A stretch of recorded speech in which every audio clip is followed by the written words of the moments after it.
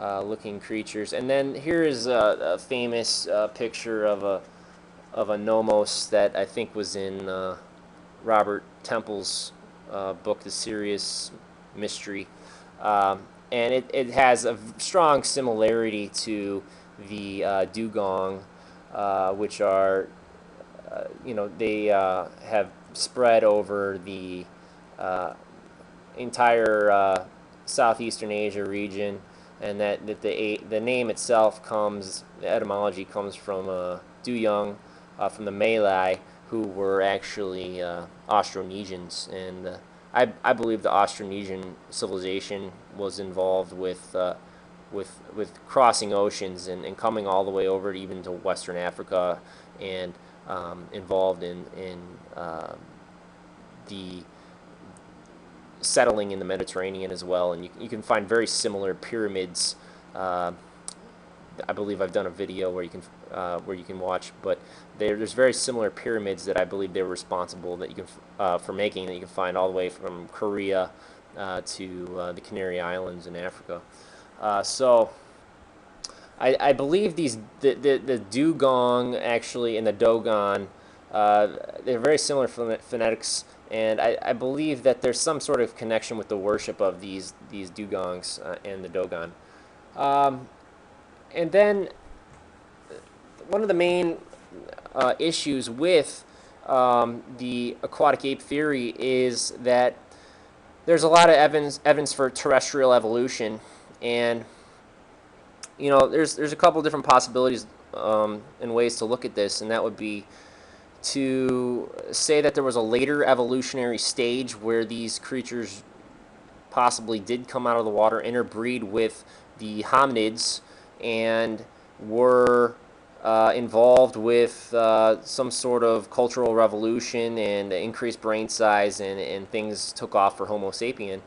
Or there's another way to look at it, where a lot of my research has been focusing on Mars as of late, and a lot of the anomalous structures. I've focused on the orbit of Mars and the mythology of some numerologies, and how it connects with that orbit. And I've made videos on this, and you can check it out if you're interested. However, if we look at Mars, it did once have oceans, and when we look at the religions and all the mythologies of creators and teachers, and I just can't accept the fact that these people were making everything up. And I believe there's some truth in what is being said, and I think it needs attention. And I really am disgusted with our sciences and how everything has been separated and ignored. And I think that either it's being done on purpose or out of ignorance, and that's why I do what I do. And when we look at the anomalies on Mars, I really believe that there was something there. There was some sort of civilization there, and it's intimately connected with our origins here on Earth.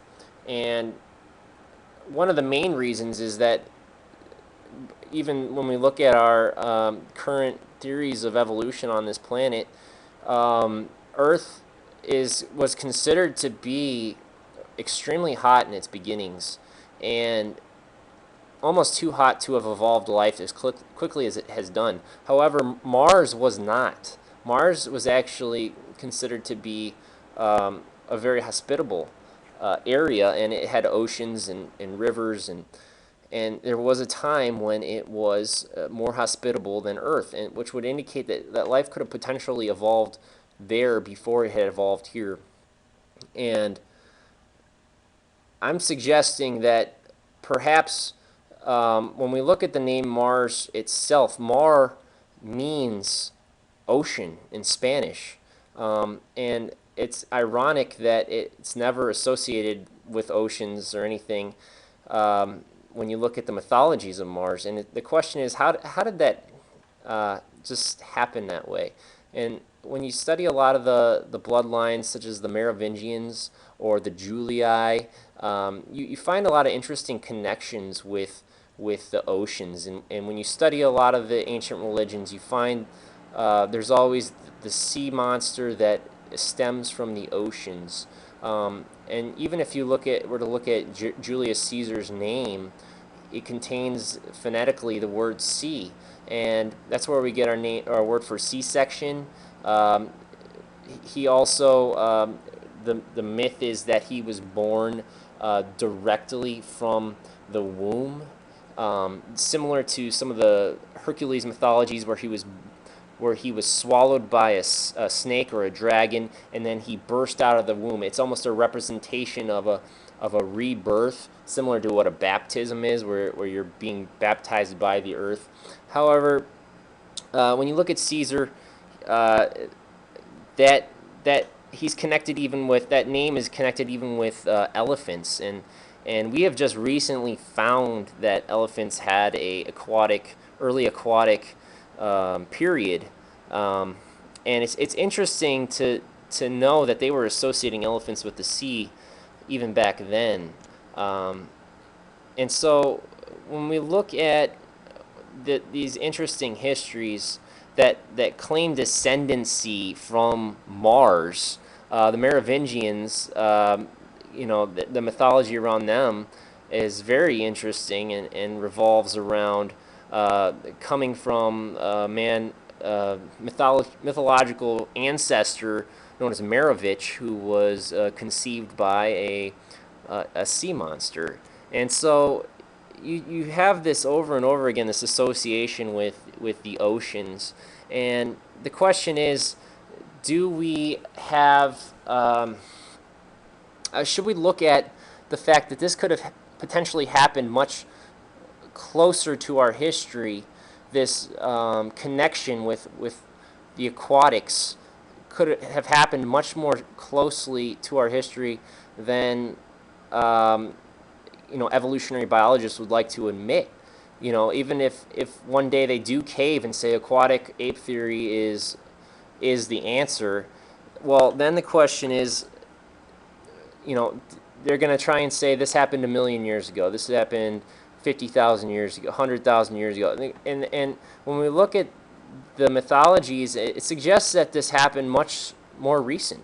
And one of the interesting things that I like about the hypothesis of Mars is that there is this anomaly on Mars known as the Cydonia dolphin, and it's just reminiscent of the Nazca features and that we see here, where it is an image of a strong image of a dolphin, and when you look at the strong connections that we have with the mythologies and with just biologically, it appears, with the catechans, it suggests some sort of greater history for humanity that is either being covered up or is still lost to history. But what we're trying to do is we're trying to regain our past, and I really think that there's a lot of truth here, and this is something that needs to be studied more. And I haven't seen anyone put these connections together before of aquatic ape theory and the origins of a lot of the claims to origins of civilizations around the world.